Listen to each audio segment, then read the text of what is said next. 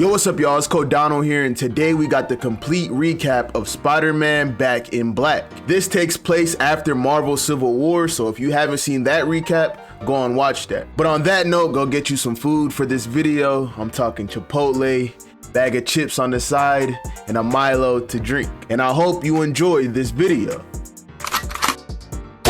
We see Peter sleeping in a motel, just waking up to start his day, and he walks out to grab a newspaper, and he's blasted on the front page. The Spider-Man Peter Parker challenges the registration, because the night before, Peter went on live television and publicly announced that he is against the Registration Act, exposing Iron Man's negative zone prison, and that shit got Iron Man hot. So he's trying to lay low now that he's a criminal. Long night? Yes. Yeah, me too. Shawty trying to talk, but he don't got no time for that, and he heads back to the room. But then Shawty looks at the newspaper, and she gets a flashback of last night, where she got a very good look at Peter. She connects the dots and realizes that was him. So she makes a call to her friend. Lucille, it's Honey. You know I said I was gonna stay in this until I could get one big payday and get the hell out of turning tricks? Well, I think I got something that's gonna pay the way out the door for the both of us. She finna rat Peter out for that check. We then see Cap chopping it up with Johnny. After that little stunt last night, Stark would do anything in his power to take down Peter. I know he's trying to keep the heat off him by keeping his distance, but at least there's a chance for us to protect him. We're not gonna have much time. Stark will turn this city upside down to find Peter, and we don't have anywhere near his resources. I know. That's why I need you out there. I know that means putting you at risk as well, but don't worry, I can take care of myself. Flame on! And he flies away, thinking about how he's gonna get Peter's attention. Peter's chilling with MJ and May in the motel. Would you like some more toast, Peter? Nah, thanks, Aunt May, I had plenty. So what's the agenda for today? Lay low until nightfall. Try not to attract any attention. That may not be an option, Peter. Why not? Come take a look. And he looks out the window. Oh, the Human Torch put a spider signal in the sky, talking about call me. Now that's what I call an instant message. We then see Wilson Fisk in prison, talking to an agent in code. This better be good, I was about to get my daily massage. I think you will find this of great interest, Mr. Fisk. We have located the individual of whom we have spoken previously. I know that as an honest businessman, you wish this person to receive the bonus he's been long overdue. So I wanted to check with you to confirm whether or not you still wanted him to get what's coming to him. And we see that this is a hitman, and he's confirming with Fisk if he still wants Spider-Man, MJ, and May whacked. Absolutely. I want him to get nothing but the very best. I want it done immediately, today if possible. We don't want to lose any time in case he moves. I want this delivered to his address, and I want it to be a complete surprise. The kind of surprise that just can't miss. Consider it done, Mr. Fisk. Just one last thing. If he does move on before we can deliver the package, what then? Then deliver the package to anyone at home who can accept it. Anyone? Anyone. Because in the end, as with all gifts, it's the thought that counts, isn't it? The Kingpin wants Parker dead. We then see Cap walking with Falcon. Cap is about to meet with Peter because after that stunt he pulled yesterday, Peter's now Team Cap, but Falcon is worried that it's a trap, and he tries to convince Cap not to go. But on the TV last night, Cap saw Peter's face, and he knows he's not lying. So on top of a building, Peter pulls up. So, come here often? That was a brave thing you did. Thanks. Foolish, but brave. So it was the wrong thing to do? I didn't say that, but it does put you at a greater risk. I had to get the message out to the people so they know what's going on. Except, of course, the media completely ignored everything you said about the prison and spent all their time talking about how you were challenging the government. They talking crazy about you too, talking about you a traitor to the American cause. They've been saying much worse about you lately. I know, so how do we deal with it? I seen that look before. You got a story, don't you? Peter? Come on, Grandpa Steve, tell us a story. When the whole country is against you, when it's all bearing down on you like some kind of 10-ton weight, and you don't know your own heart anymore sometimes. How does someone like you deal with it? I mean, you practically are the country. How does the man who is the country react when the country goes a different way? You really want to know? I don't want to know, Cap. I need to know. And he tells Peter the story about the first time he really understood what it was to be an American, to be a patriot. The story touched Peter's soul, so inspiring that Peter declares that he is Team Cap right then and there, and they leave to meet up with the whole gang. Y'all remember that guy that met up with Wilson Fisk? He delivers the address of the motel and cash to the actual hitman, letting him know the primary and secondary targets. Amuse yourself. If the primary target isn't there, blast at one of the secondaries. One other thing, the target has the tendency to sense danger when it's coming. This may complicate the job. Not a problem. I come across that sort of thing before. I have a little solution for that. It's called sleeping on the job. It's one of my 2 trade secrets. Yeah? What's the other one? Never leave a direct connection to a job alive to testify against you. And he pulls out the Glockiana to that guy. Boom, boom, boom! Killing bro. Then he pulls out a lighter and throws it in the car, burning it up, and he walks away nonchalantly. Back at the motel, somebody knocks on MJ and May's door. It's the hitman, and he's acting like room service. You need any fresh towels, ma'am? No, we're fine, thanks. Okay, ma'am, good night. And he puts a device between the door. Good night. And he walks away to an abandoned building across the street. He walks upstairs with a sniper, aiming his sights right at MJ. We then see Peter underground with his new team. I mean, it takes a lot of courage to change your mind about something after going so far down the road. Saying I was wrong has to be the hardest sentence in the English language. Actually, the hardest sentence in the English language is, "What are you doing with my wife?" There's never a really good answer to that one. You came at a good time, Peter. We're moving towards a final showdown with Tony's forces. We could use all the help we could get. Well, I'll do whatever I can, but it looks to me like you already got it covered. I hope so. When going into battle, there are 3 elements to planning out the engagement. You have to be sure you know what you know, and you have to know what you don't know. So what's number 3? 3 is the most difficult part, because there's always some things that you don't know, and those are the things that can get you killed. We know Tony's resources, his numbers, and thanks to you, his strategy. We know a lot about what's coming. Knowing so much just makes me all the more concerned about trying to figure out what is it that we don't know. I think you're worrying too much. You're the best tactical brain on the planet. I'm sure there's nothing you left out the equation. And we pan back to the sniper on May and MJ. Bro still has his sights on MJ. Is target acquired? Negative. Only secondary target. But I'm good to go if you need me to. Hold off for now. The secondary target is viable as a consolation prize. The primary target remains. Peter? Aunt May pulls up on MJ with the celly. It's Peter. He wants to talk to you. Good. He's already an hour late for dinner. Hey, Tiger. Hey, bae. So when you coming home? We cleaned out the roaches just for you and... MJ, You got your serious voice on. Is something wrong? No, yes, maybe. It's just that it's about to get very bad here. And... Don't you say it. This is not a goodbye conversation. I'm not saying anything's gonna happen. I just wanted to say that I love you and I will see you soon, okay? I have to go now. As they say in those big budget movies, when things get really hairy in the 3rd act, this is it. And we see all the heroes squabbling in the final battle in Manhattan, the climax of the Civil War. There was no doubt that sooner or later, it was gonna come down to this. And we see Cap truck the shit out of Iron Man when he tries to blast him. As Peter watches this all go down, he starts thinking to himself, whether a law is right or wrong, moral or immoral, is an ideal or a personal philosophy. It always seems that fights over ideas skip over the barrier into the real world and become battles of real violence. With Iron Man's back to a wall, he lands a blast on Cap. So why is it then that our dreams of peace, our aspirations to love, to better understand one another, so rarely make the same leap? I don't know. All Peter knows now is that the final battle has started and he can't stop.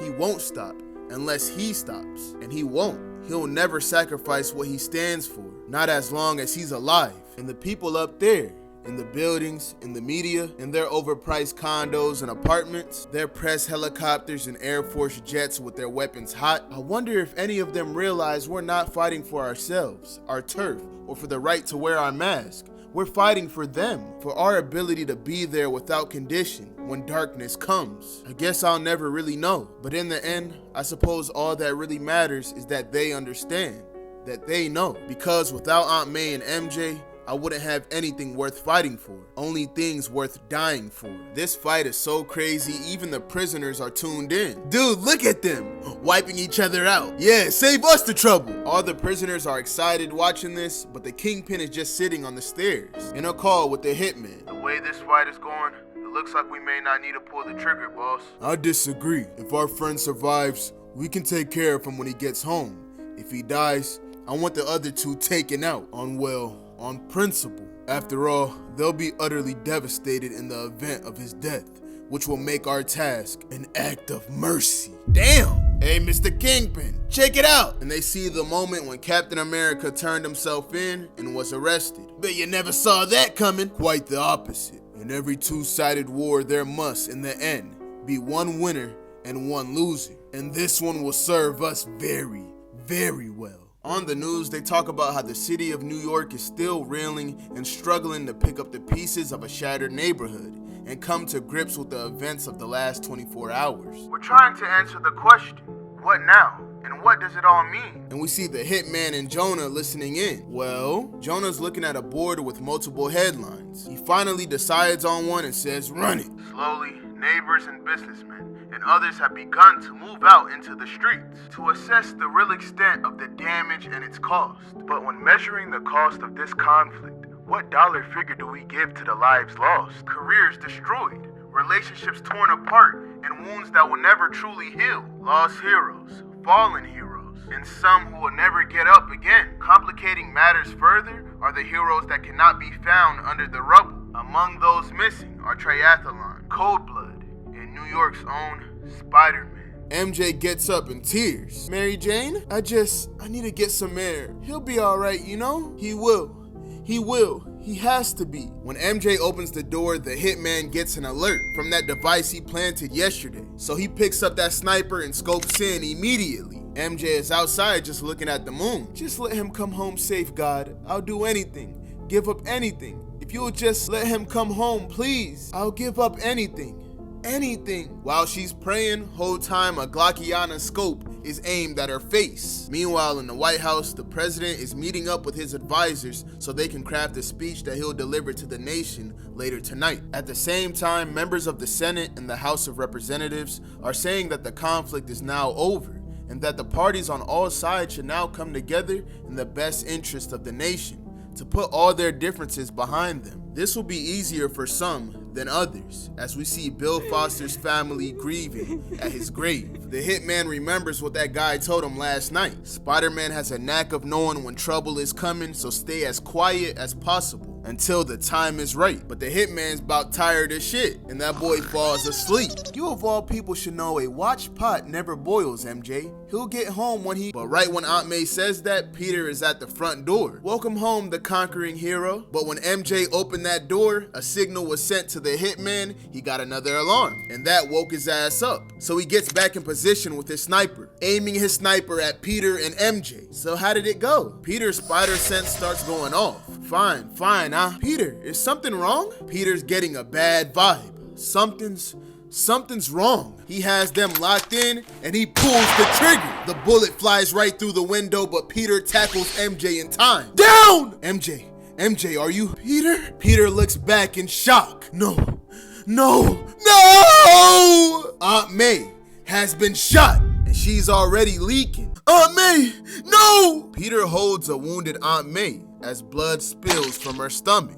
Oh God. The hitman is still firing shots through the window. That was the last straw. Peter is now filled with rage. No more. And he dashes for the door. No more.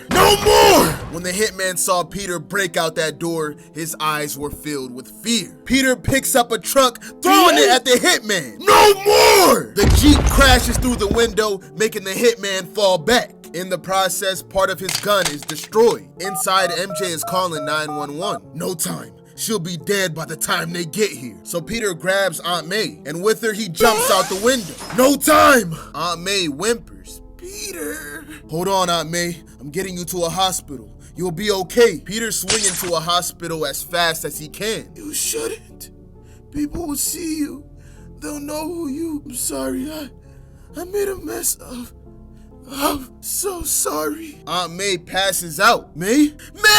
Peter finally reaches the hospital. The doctors hear a huge crash upstairs, and they rush up there immediately. What is it? We need a trauma team stat, because she sees the wounded Aunt May laying on a bed. "We got a gunshot victim. We need to stop the bleeding. We need compression over here. Get some plasma in here fast. She's losing a lot of blood." Peter is outside the window as the doctors talk about Aunt May's awful condition. He's going through so many emotions, anger and sadness. The next day in prison, we see Wilson Fisk in his cell. "Mr. Fisk, we got a message for you. Don't know what it means, but you're better off that way, Charlie. What's the message?" First gift basket not delivered, but one of the other two baskets was delivered. Kingpin looks down, then starts smirking. Well then, The evening wasn't a complete loss. Do you know Euripides, Charlie? Which cell? Which cell? Charming. You missed your calling, Charlie. A man of your caliber should be on the stage. Yeah? My wife says the same thing. She says Euripides was a Greek playwright, 480 to 406 BC.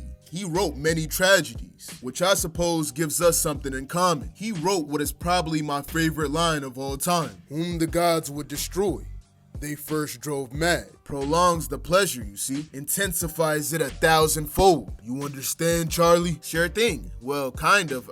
No, not really, Mr. Fisk. Just as well. Best to the wife, Charlie. Thanks, Mr. Fisk. In Times Square, we see MJ outside, and from an alley, Peter calls to MJ. How's Aunt May? They stabilized her condition, but she's not good, MJ. She's not good, and I couldn't do anything. It was outside my control. I couldn't. This is my fault, MJ. No, that's not my fault.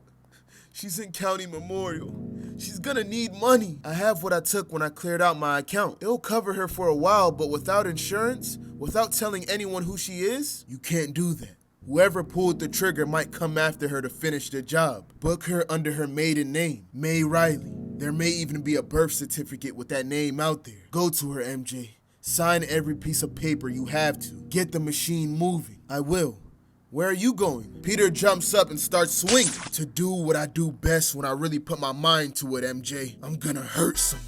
He heads back to the motel, the scene of the crime. The police are outside and that building still has the Jeep stuck through it. Peter walks through the door, but the cop's like, hey pal, you can't come in here. I said, without saying a word, Peter just webs his ass up and continues walking upstairs like nothing just happened. He now stands in the room where the hitman shot Aunt May. As he looks around, he just gets more and more angry. His spidey sense starts going off, and when he looks down, it's the part that broke off the hitman's sniper. So Peter picks it up. He starts examining it, but when he looks closer at the lens, he sees an inscription on it. He finally has some info that can get him closer to the hitman. His work is done here.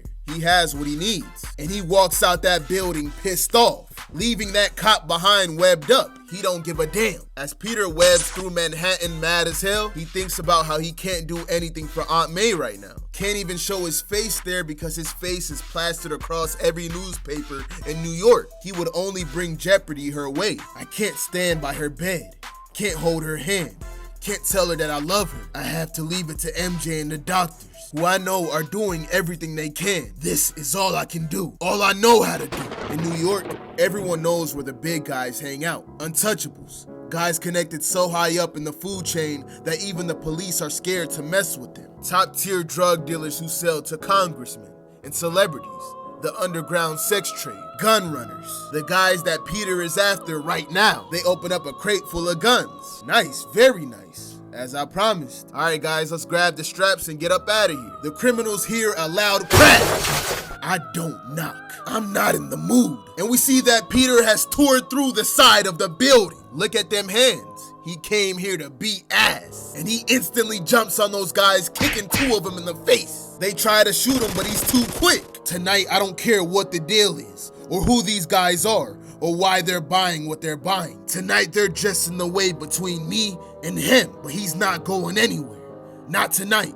Not this night. Peter weaves all the gunshot bullets and throws the people around. One dude tries to run for the door, but Peter webs it up. You not going nowhere. One of the goons tries to run down on Peter, but Peter kicks him right in the mouth. On this night, the rules are gone, and he kicks two others while doing the splits. No jokes, no punches pulled. As of tonight, no one gets away.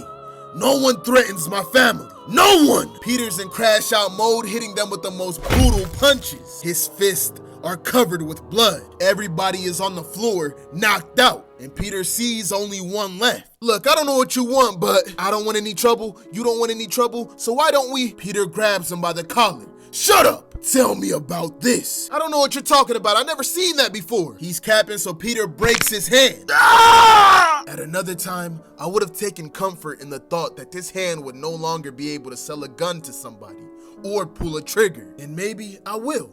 Later, but not tonight. I didn't ask if you've seen it before. I asked you to tell me what you know about it.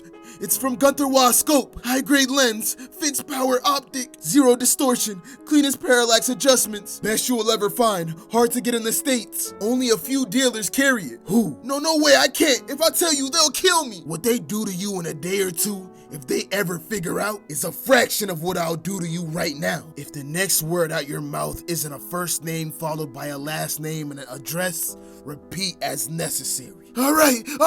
At the hospital, MJ's talking to a receptionist. She was admitted a few hours ago. No name. How am I supposed to find her without a name? Look, how many female 70-year-old gunshot victims do you get a night? Honey, you have no... Miss, I'm the doctor who treated your aunt. She's my aunt, May Riley. Where is she? Intensive care. We done everything we can, but she's gonna be okay, right? I mean, she's alive. I'm afraid it's not that simple. She lapsed into a coma. We're keeping her alive, but it's all being done by machines because her own body hasn't picked up the slack. Now, it's possible that against all odds, she might somehow come out this coma and start functioning again. But bearing that, sooner or later, I'm afraid she's gonna die. That news has MJ shocked. She'll make it.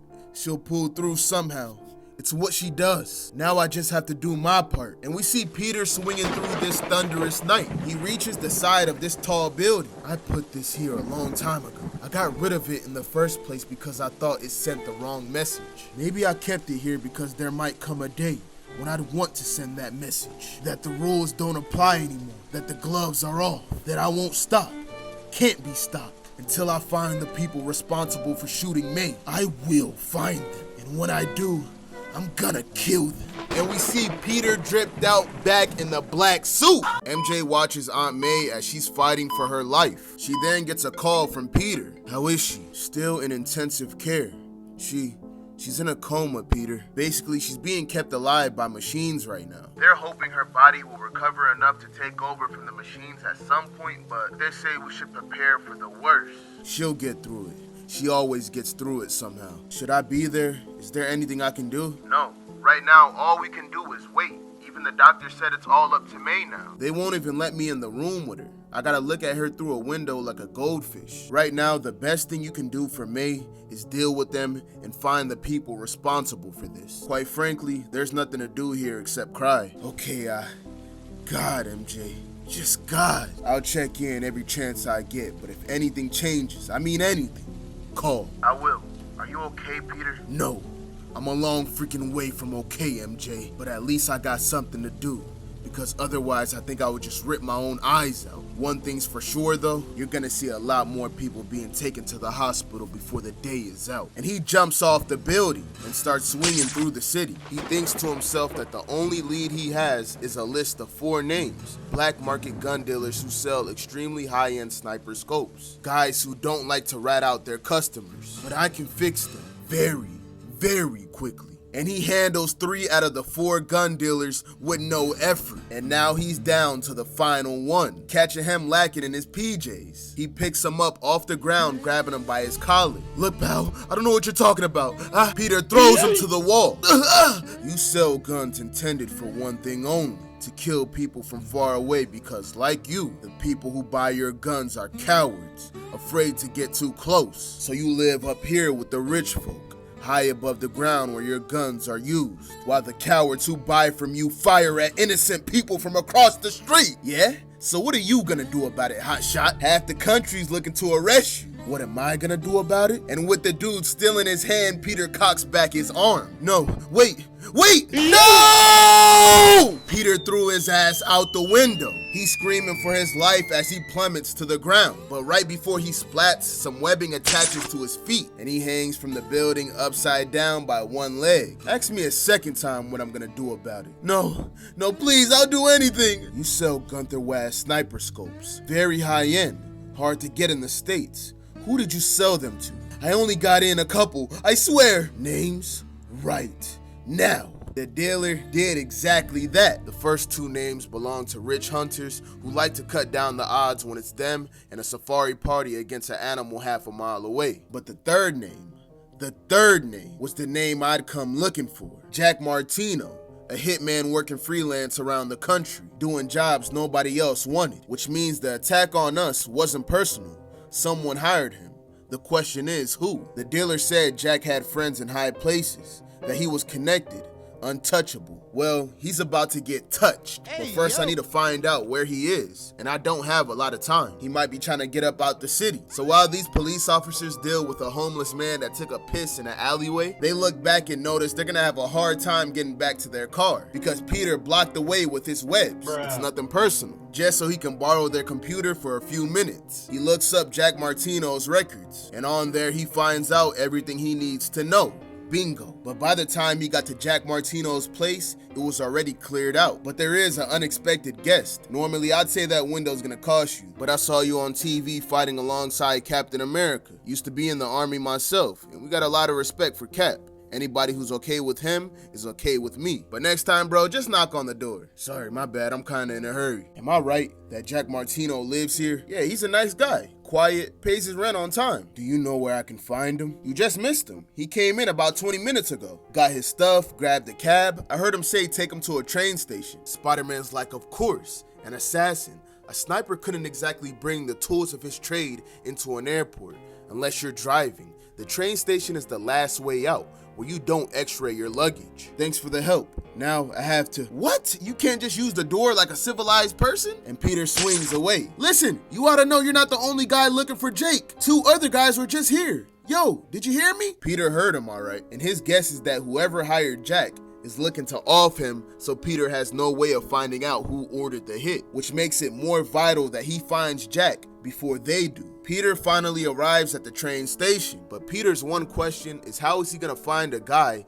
that he doesn't even know what he looks like or where he's going? He could still be waiting, or he could be halfway to Newark right now. There's just one chance, assuming he hasn't already left. He swings down to all the other civilians. Hey yo, it's Spider-Man! This guy tried to kill me and my family, so when he sees me, my guess is that he'll react big time. And with any luck, his reaction will be enough to trigger my spider sense. Peter locks in and starts concentrating. Civilians are just staring at him. They don't know what he's doing, but he's on a mission right now. He even closes his eyes, and everything goes exactly as he planned. With his spidey sense, he located the killer. Got you. The hitman starts dipping immediately, but Spider-Man is hawking him down. Peter is loving this. He wanted him to run. I want him to know what it feels like to be hunted. Bro pulls out a Uzi and starts spraying at Peter. I'm talking about he's emptying the clip, but Peter's weaving every bullet with ease. I want him to know what it feels like to be cornered, outgunned, doomed,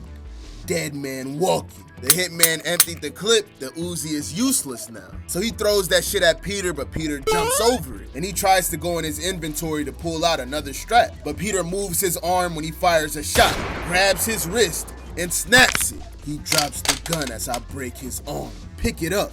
You still got one good arm. Go ahead. No, I said pick it up! Peter's taunting bro like crazy. Not so easy, is it? When the other side fights back, not as easy as shooting an old woman through a window across the street, is it? And Peter brutally punches him in the face. Ah! You shot her! You shot my aunt! Please, shut up! And he throws bro into a pillar. You didn't show any mercy. Why should I? I didn't. You're a coward. The worst kind of coward, who hides behind a telescope lens and fires from cover, afraid to show your face. Afraid to look your victims in the eyes. Well, look in my eyes and tell me what you see. No? Cat got your tongue? Well, let me make this clear. Tears start coming out of Peter's eyes. I'm gonna kill you after you tell me who hired you. Tell me now, and I will end this fast. Hesitate, and I'll drag this out and show you depths and levels of pain you never dreamed of. Peter can tell that Jack Martino is gonna give up the name, but then he feels it. Boom, boom, boom! A whole bunch of gunshots are fired, hitting Jack directly. No! The hitman is unconscious, and the new hitman runs off. Peter thinks quickly and throws a spider tracker on his shoe. Many police officers rush to Martino. We need an ambulance! And Peter jumps up out of there rushing after the hitman because there's always a chance that he can find the tracker and ditch it. But he also can't afford to lose Martino in case he wakes up. So Peter decides to stay with him, hitching a ride on the back of the ambulance. As they fly by the streets of New York City, he thinks to himself, was he really prepared to kill him for shooting May? And the answer comes back. Yes, in another time and place, I would have been ashamed of that answer, but not now, not today. But I discovered the universe is still capable of dramatic irony, as we pull into the same hospital where May is being treated. Part of me is offended by the idea that the same hands that work to keep Aunt May alive will now work to do the same for him. But another part sees the symmetry in that and approves. But just then, MJ approaches Peter. "I've been so worried about you." "I'm fine. How's May?" "Not good, Peter. She's not gonna make it." Together, they go look at Aunt May. Coma. Life support is all that stands between her and death. Only a matter of time. A matter of time. In another room, Jack Martino is pronounced dead. A sniper killed by another man with a gun and good aim. The cemeteries tonight are so thick you could cut them with a knife. Peter tells MJ that everything's gonna be okay. They're gonna get through this. We'll save her somehow. As long as she's alive, we can't stop fighting. It's not over. We'll save her. We will. Somehow. But at that moment, Peter can feel the proximity of his spider tracker. It's time to get busy again. Some guy in a red suit is on the phone. Yeah, he's gone. No, as far as I know, he didn't talk. Didn't have time. We took care of it. You got any other instructions? Psst. Hey, mister. Sorry, I didn't hear you. Hey. Shh. Peter webs up his mouth. And he grabs the phone out his hand. "I recommend cleaning out his apartment in case he left behind anything that can tie us to this. Then just lie low until I get back to you." Peter thinks to himself, it's just a single sentence, but I recognize that voice anyway. "Hello, Mr. Fisk." "Hello, Peter Parker. And what may I do for you?" "Just one thing, Mr. Fisk. You can die." Our guy Peter is bloodlusted now, and now he's coming after Kingpin. "I can die. Mr. Parker, let me explain the world to you. I don't die. I have someone who does that for me, and some that do that because of me. But I don't die. It would be a violation of human nature, Mr. Parker." "In the last 48 hours, I've broken just about every law there is, Mr. Fisk." "What's one more?" Peter's doing this talking while choking his mans. Peter hangs up the celly and tells bro, "I'm gonna take off that webbing, and you're gonna tell me everything you know about the man you just shot." He aggressively tears that shit off. "Ah! Look, please, I don't know anything about him, I swear." "Don't lie to me. I can hear your heartbeat.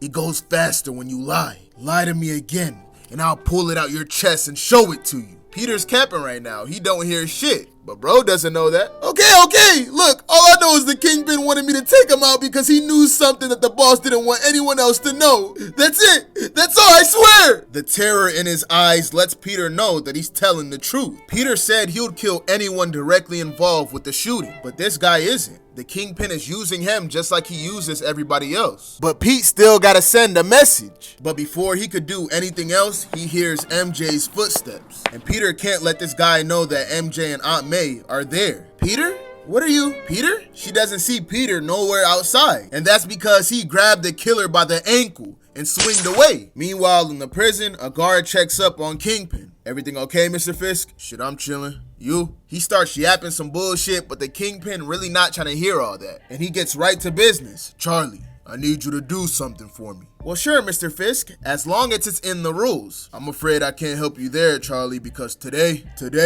we're going far beyond the rules." And he breaks off the leg of his table, revealing a whole bunch of cash. The guard like, holy shit. "When I first arrived in this place, there was a thought that I might be stuck in here for a very long time. So I made sure that there were ample supplies around should they ever be required." And he breaks off another leg. "You see, in ancient times, it was not uncommon for a king to be kidnapped and held hostage until a fee worthy of the king was paid. Each leg is containing wads of cash, bruh. It's dropping everywhere. And well, in an environment like this, a man as myself must be prepared for any eventuality, however unlikely, including the possibility of someone making just such a move." And we see Kingpin's big-ass bundle of cash. "Given the history lesson, can you tell me what's in my hands, Charlie? Can you guess what this is called?" "A king's ransom." "Hell yeah, Charlie, a king's ransom. Not a Kingpin's ransom, because based on value, it would be impossible to sneak that much cash into a cell. But a king's ransom? Oh yeah, most definitely. Since my attorneys tell me there's a chance I may be released soon, there's apparently some new negotiation going on. I no longer have need of this, so I'm going to buy something with it. I want you to take this and share this with all the other guards on night shift. Use as much as you need to simply make them look the other way at some point this evening." "Just look the other way, that's all?" "That's all. Once you done that, the rest is yours. You and the baby shorty can take a long, nice vacation. The Bahamas, Puerto Rico, maybe Switzerland. Okay, now what else do you want? When I checked into this fine establishment, all my drip was taken and stored below in the holding lockers. I want you to go down there and bring it to me. I want you to bring my clothes. Meanwhile, in a sewer, the killer is hanging upside down. Jim, my name is Jim. Please don't do this. Please. Here's the thing, Jim. By all rights, I should kill you. No, you weren't directly involved, but you were an accessory after the fact, and that technically qualifies. Oh God, oh God! Then I decide to save myself for the man who gave the order, not the guy lower on the food chain. Help! Somebody please help! Upside down with New York rats in your face? That shit's terrifying. Peter asked him, do you understand the food chain, Jim? No?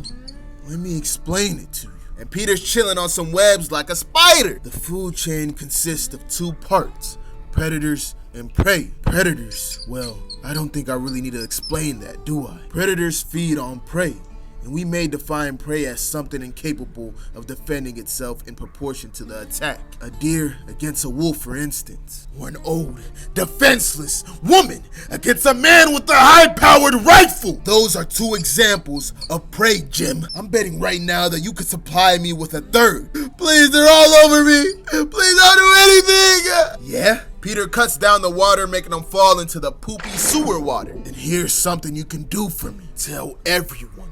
Tell the people you work with. Tell everyone in the whole wide world that my family is off limits. That nobody touches them for any reason, ever. Tell them, make them understand that anyone who tries moves to the bottom of the food chain and becomes prey. And down here, in this food chain, the rats aren't the predator. The men with the guns aren't the predators. I am!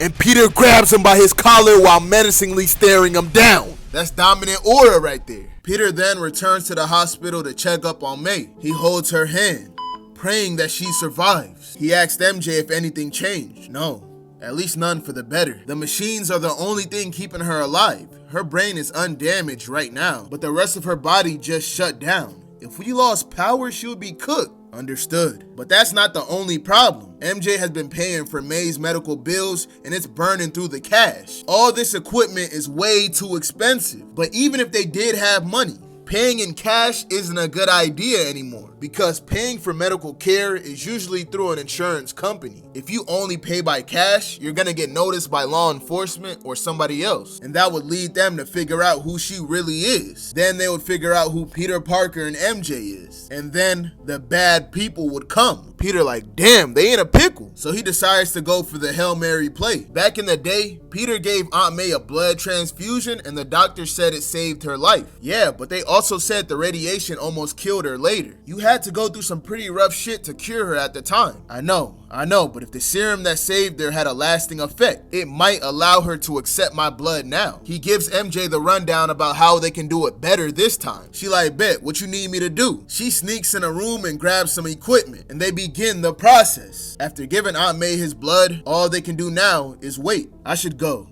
I have places to go and people to. Peter, you shouldn't go anywhere. After giving that much blood, you need to lie down. You're going to be weak. I can't. I have to be somewhere. Peter, listen to me. You're in no condition to. But then someone knocks on the door. It's just a nurse though. Miss Riley? Yes, just a minute. Never mind. Peter already fled the scene. It's a late night and Peter resumes the hunt, swinging to the prison. All the lights turned on. Shit's finna get serious. Prisoners are waking up like, what the? And every single one of their prison cells begin to open up. How? Who opened the doors? All the prisoners are confused, especially his bald ass. And in front of Wilson's cell, he gets a care package. He opens it up, revealing his all-white suit. Peter put on the black suit drip and he's just waiting outside. He jumps over the gates to the prison while Kingpin is suiting up. He crawls on the walls mad stealthy while the Kingpin puts on his tie. He sneaks past every guard, but they're not even doing their job. They ignore everything like good boys. A fully dripped out Kingpin with a suit and a cane is walking through the prison, standing in the middle of the spotlight. At that moment, there's a huge crash above the prison, and the Kingpin looks up with a smirk. Spider-Man swings down and stands before Kingpin. End of the road for you, Fisk. You, me, right now! The Kingpin towers over Spider-Man with a big smile on his face. This is not the place I wanted for the grand finale of our long association. I wanted something perhaps a bit more regal, or even a touch of gladiatorial. But at least this place has a very appreciative audience. Wouldn't you say, Mr. Parker? Peter just stares him down, not saying a word. The Kingpin like, what the hell? As I look around this room, I see murderers and rapists, thieves and thugs, perverts and psychopaths, men who may have aspired to be more than these things, but have settled for the names they have been given. But even all these men look down on one particular breed of humanity, the chump. A chump is someone who believes in the greater good, who believes that good triumphs because it is good. Someone that trusts the government, trusts his fellow citizens, trusts the man in the iron mask who says, show the world your true face, Peter, it will be okay. And we all saw that face, didn't we? The face of a chump.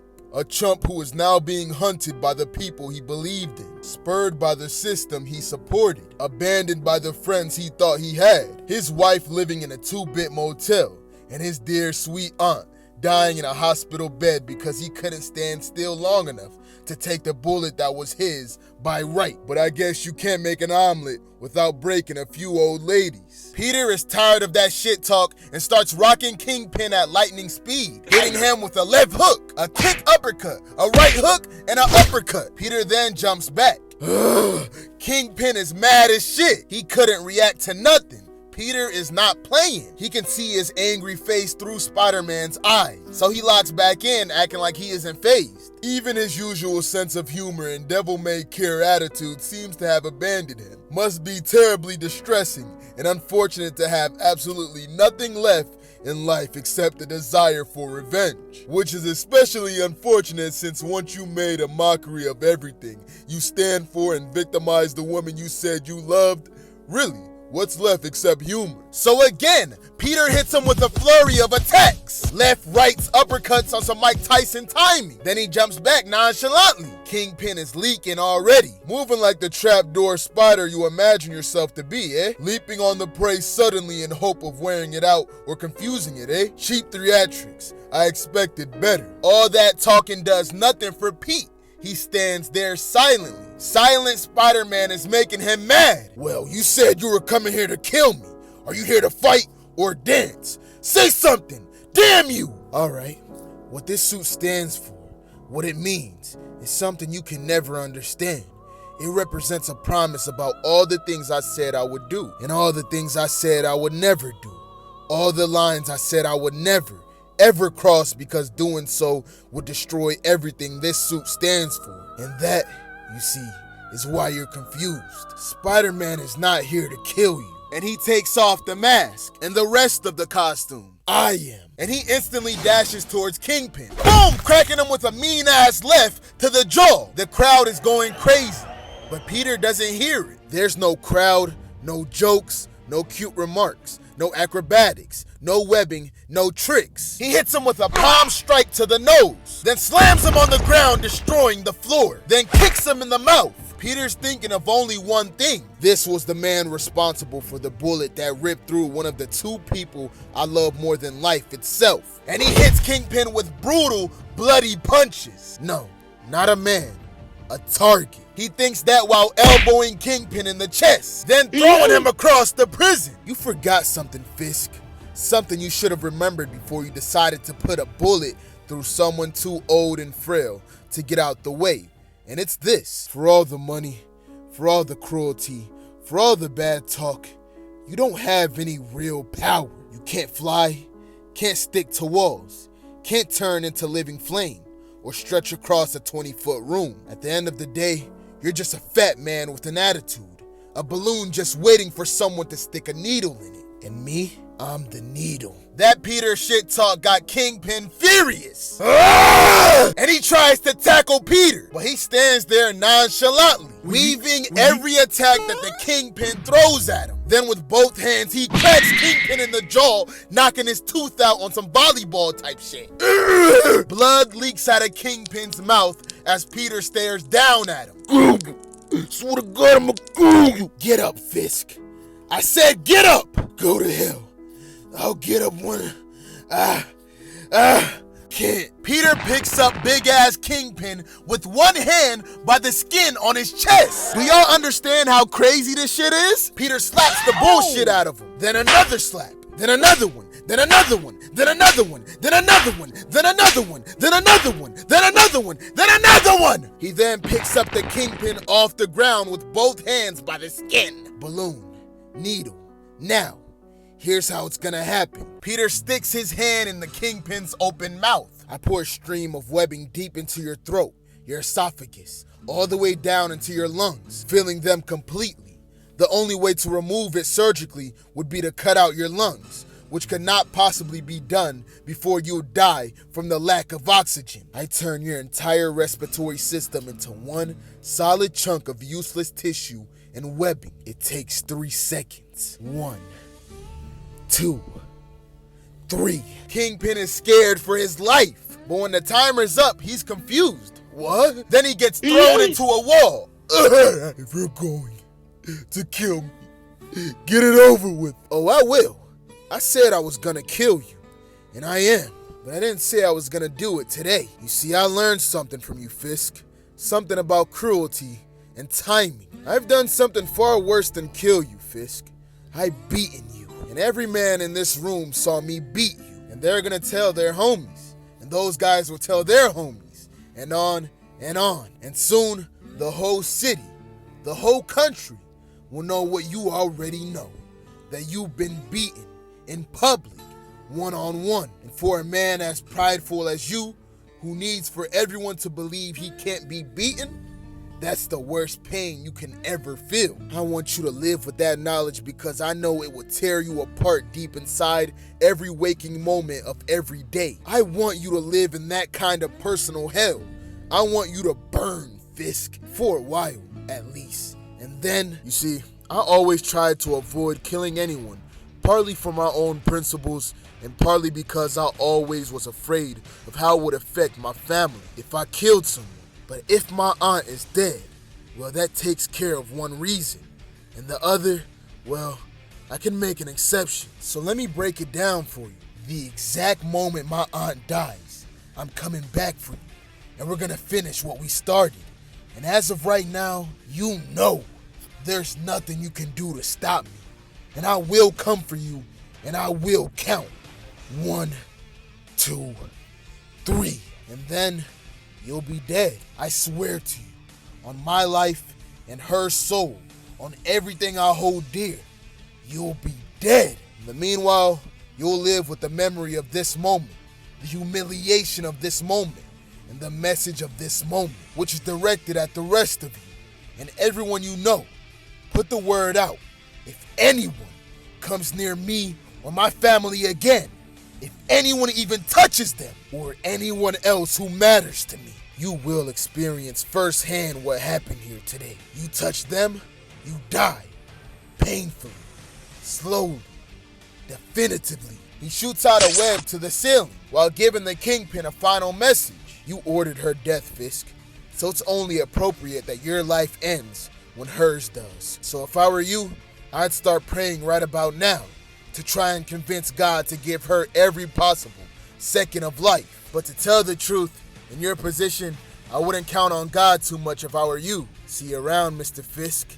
Count on it. Then Peter swings out the prison. All the prisoners look at Fisk on the ground. What are you looking at? But he doesn't faze not even one of them. And he starts limping back to his cell. Bro's doing the walk of shame. The Kingpin lays on his bed bruised up and defeated, while Peter goes back to check up on Aunt May. And he tells MJ that since money is a problem, he's gonna go get some bread. How? I don't know, but I'm gonna figure it out somehow. So what's the next move after that? I don't know. I guess all we can do is wait for the inevitable. I suppose that's all any of us can wait for. In the hospital, MJ fell asleep on the couch while Peter talks to Aunt May. The other day, we transfused some of my blood into you, and I think it'll give you a fighting chance. I don't think it'll make you sprout 8 arms and legs, but well, you never know, right? Don't look at me like that, it's just a joke. You're not gonna sprout 8 arms and legs. He yaps up a storm like she can hear him, but she's still in that coma. In the morning, a doctor comes in, and MJ is wondering if the doctor sees any changes in Aunt May's condition. At first glance, her cheeks look a little bit different, but other than that, I can't really tell anything right now. We'll see what the blood test shows. After they run the test, the doctor has the results on her table. So using a web, Peter snatches it out of her room. He takes a look at it, and the results are not good. That blood transfusion didn't do jack shit. Aunt May must have built up a resistance or immunity to his blood, so it was useless. Peter doesn't have no plan B. He doesn't know what the next step is. And just to make shit worse, a pastor shows up, and he's talking about arrangements for a funeral. This type of talk got Peter sad as hell. Meanwhile, at the police station, the lieutenant hands a cop a folder about an old lady that suffered a gunshot wound. It's a gunshot wound without any type of police report. No 911 call, nothing. Hospital called it in per policy on gunshots. Brought in by her niece? According to the report, yeah. So unless the old lady was cleaning out a gun when it went off, if the niece brought her in but didn't want police poking around, then maybe she or somebody she knows did something. Maybe an accident, maybe deliberate, who knows? They're also paying for her to stay in cash, which means they're definitely hiding something. Either way, it's your problem now. The cops are getting suspicious. Back at the hospital, Peter is pissed off that pastor came in here. Do you believe that guy? Peter, he's a vulture. And believe me, I should know. I fought vultures before. Peter, we have to keep it a buck. This might be a question we need to answer if Aunt May passes away. No. What would she want us to do? What kind of service? You had a whole lifetime of knowing her, Peter. When it comes to a service, what did she believe in the most? What did she believe in? Really? She believed in me. And that belief may have cost her life, MJ. How do I live with myself if that's true? Downstairs in the hospital, that cop showed up on some detective type timing, looking like Aiden Pierce from Watch Dogs. He talks to Aunt May's nurse, trying to get some information. She lets him know that Aunt May didn't have an ID, just a birth certificate. And that's not the only weird thing. We've been tracking her vitals since she got in, and in the last 48 hours, there's been a change in her blood report. I had to get a second one because the first one conveniently disappeared. Okay, interesting. Keep talking. We detected traces of radiation in her system, and that wasn't here when she first arrived. Radiation? And something the lab can only identify as a variant of spider venom. The niece, Mary, has been with her almost non-stop since she was admitted. Who knows what she's been doing in there when nobody's looking? She's supposed to have a boyfriend or a husband, but nobody's seen him once. You want to know what I think happened? And that nurse got a whole theory that MJ's boyfriend shot Aunt May. And while MJ and her boyfriend decide what to do next with Aunt May, she somehow escapes the scene and drives to the hospital. But this boyfriend figured it out, and he's on the way to finish the job. And when he tries to grab her, the gun goes off, shooting the window, scaring him, so he flees. And the nurse says that's when she finds Aunt May on the bed. The cop like, okay, that's possible. She basically thinks MJ and Peter are trying to kill Aunt May. The cop has heard enough, he like, say less. Is she here right now? Yup, room 430, end of the hall. Thanks. Peter's in the room thinking, okay, if the transfusion didn't work and medicine doesn't work, there has to be another way to. But then his spidey sense starts going off. Peter, what is it? Trouble, it's the cop, Miss Mary Riley, Lieutenant Detective Robert DeLint. And I have a few questions. This isn't a good time. I need to stay here, and staying here is out the question, ma'am. You may in fact be a part of the problem. I'm afraid you're gonna have to come with me. And he goes to grab MJ. Ma'am, we can do this one of two ways, with handcuffs or without. And I don't have any. The lights go off and the place is dark as hell now. What the? Lights are off, but the equipment is still working. Somebody wants it dark. Stay here, ma'am. Sorry, but I have to do this. And he cuffs her to the door. Let her go. Police, whoever you are, I'm ordering you to get on the floor. No. Get on the floor right now. I'm not gonna tell you again. You got that right. And Peter jumps at the cop, so the cop fires a shot. But Peter's too quick and he rocks him in the face, knocking his ass out in one punch. Oh my God, Peter. He's not dead. He's just unconscious. Peter, you assaulted a police officer. You knocked him out. I know. Peter thinks to himself like, damn, I'm becoming a criminal. Until now, when they said I was a criminal,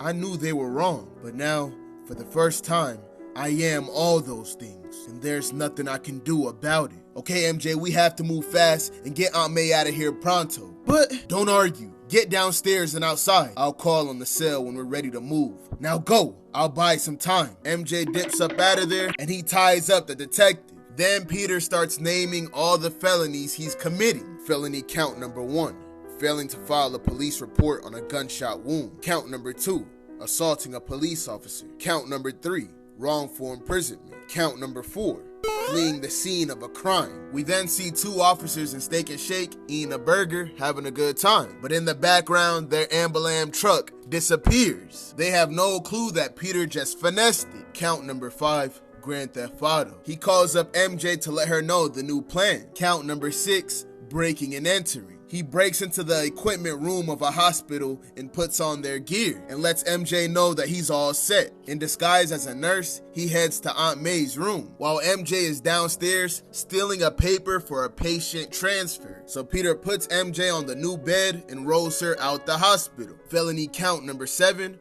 reckless endangerment. He puts her in the back of the Ambulam truck and hooks her up to the machine so she gets all the medical attention she needs. After he does that, he steps on the gas and heads to another hospital. This hospital isn't as top tier as the old one. Patients are all over the lobby. This shit might be in the trenches. Peter talks to the receptionist about the patient transfer. She looks at the paper and Aunt May is approved. Count number 8 and 9, forgery, and fraud. They're all good to go now. So they bring Aunt May to the hospital and she gets put in a room with all these other old ladies looking like they're gonna die soon. Rest now. You had a busy day. The mission is accomplished, but at what cost? MJ starts crying. I don't mean to be scared, Pete, but I keep wondering, what's happening to us? What's gonna happen to us? And where is this all going to end? I don't know, MJ. I just know we can't stop fighting. Not for her. Not for us. Not now. Not ever. I have to get going. Have to drop the ambulance off somewhere clear on the other side of town. Make sure nobody can track it back to this place, at least for a while. And then we'll think of something else. As Peter walks out, he just thinks to himself. 9 felony counts. 10-year minimum per charge. Equals a 90-year prison term. Possibly life imprisonment. He stands outside looking at the sky, knowing he's in a cooked position. 9 felony counts. Not committed by someone in a mask that can't be tracked down. Not committed by Spider-Man. 9 felony counts committed by me, with my fingerprints all over everything. Me, Peter Parker. I can't say it was a trap or a frame-up or an anti-registration technicality or anything else. I committed those crimes. I have become the very thing I set out to fight. A criminal. All my life, I had nightmares about being accused of a crime and being sent to jail. And now, I'm trapped in that nightmare. Only this time, it's real. It's real. I'm lost.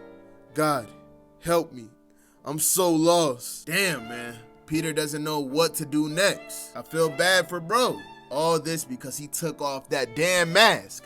Iron Man. But anyways, this is the end of Spider-Man Back in Black. Y'all showed a lot of love on this series, so I appreciate y'all for watching. If y'all want me to, I'll read One More Day next. It's not that long at all. It shows us the conclusion of what happens to Aunt May. I appreciate y'all boys for watching. Follow my Instagram, tap into my YouTube channel, and also join the Discord if you like anime, comics, games, shit like that. But on that note, I'm gonna see y'all boys and girls next time.